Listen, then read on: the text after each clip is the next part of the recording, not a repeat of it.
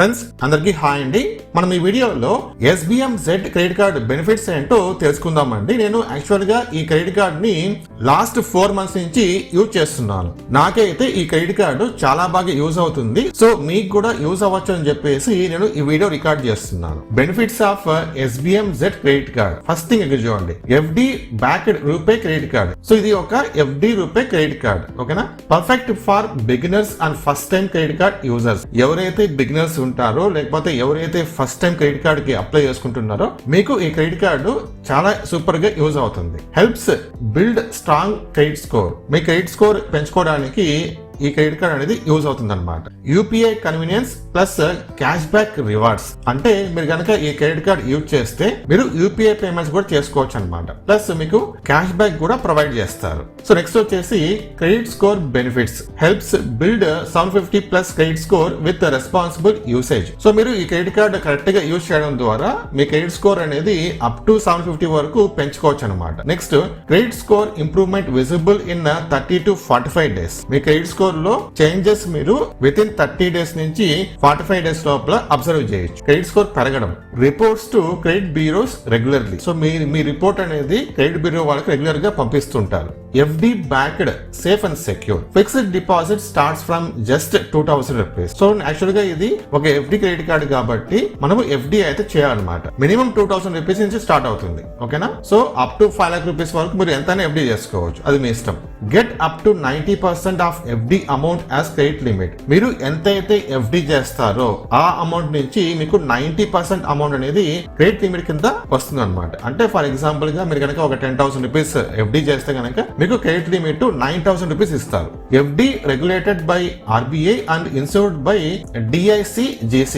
అంటే మీరు ఏదైతే FD అమౌంట్ పేమెంట్ చేస్తారో దానికి ఇన్సూరెన్స్ కూడా ఉంటుంది అనమాట. RBI అప్రూవ్డ్, ఓకేనా?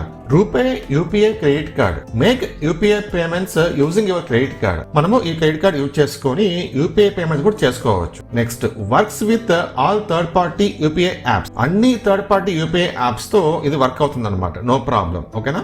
Up to 45 days interest free period. So మీరు క్రెడిట్ లిమిట్ యూజ్ చేస్తారు కదా, అప్ టు 45 days వరకు మీకు ఇంట్రెస్ట్ అయితే పడదు.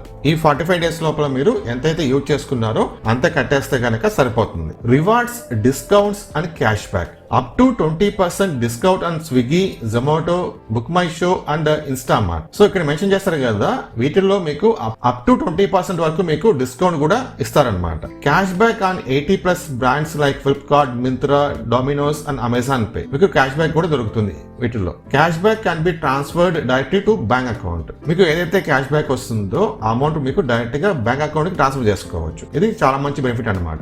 Earn interest on FD. మీరు FD చేస్తారు కదా, దానికి వాళ్ళు ఇంట్రెస్ట్ కూడా పేమెంట్ చేస్తారు. ఇది చాలా ఇంట్రెస్టింగ్ పాయింట్. ఇది చూడండి, earn up to 7% interest on hour FD.